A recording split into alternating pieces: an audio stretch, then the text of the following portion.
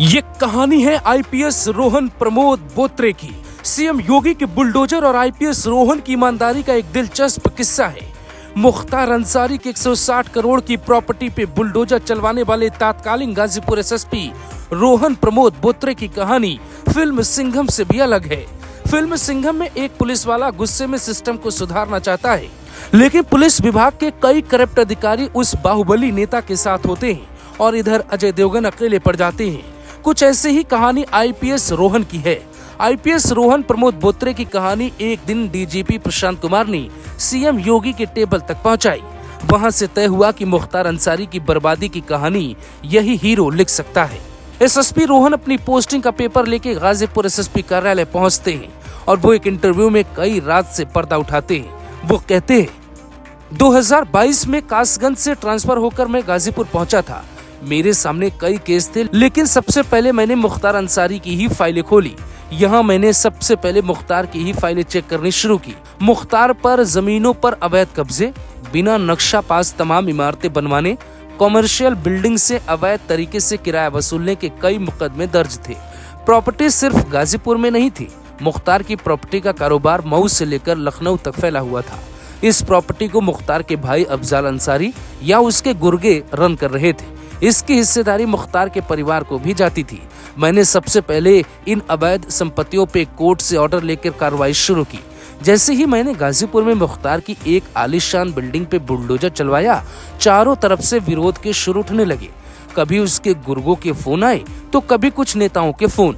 एक बात और समझ में आई कि स्थानीय पुलिस और प्रशासनिक अधिकारी अभी भी मुख्तार के बहुत दबाव में थे।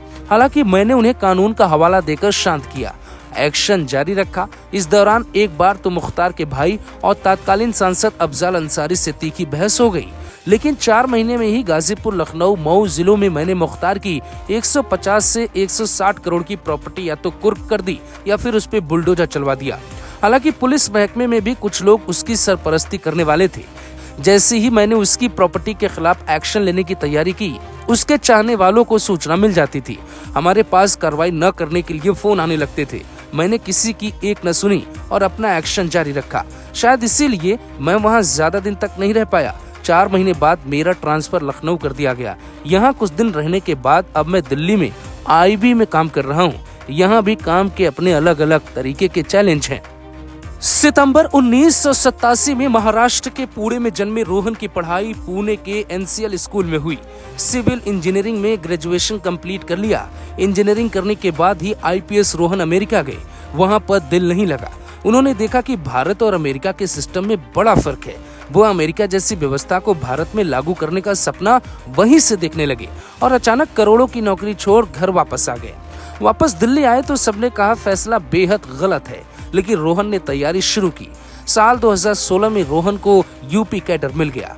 187 रैंक हासिल करने के बाद रोहन ने आईपीएस बनने का फैसला किया, जबकि इस रैंक पर आप आईएफएस भी बन सकते हैं, यानी शांति से नौकरी कर सकते हैं। लेकिन रोहन ने आईपीएस बनने का फैसला किया और बन भी गए। तो सवाल उठता है कि वो कौन है जिसने मुख्तार की कार्रवाई देखकर आईपीएस रोहन का तबादला करवा दिया, या योगी सरकार पर भी किसी ने दबाव डाला था? क्योंकि एसएसपी के तबादले के अधिकार तो राज्य सरकार के पास ही होता है।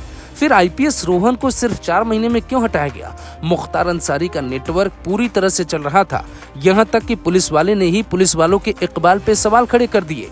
इसका मतलब ये है कि मुख्तार का परिवार जितना मासूम बन रहा है वो असल में है नहीं। आईपीएस रोहन को हम इसलिए सलाम करते हैं क्योंकि उनकी ईमानदारी ने सिस्टम का एक हिस्सा तो सुधार दिया। Bureau report, global Bharat TV.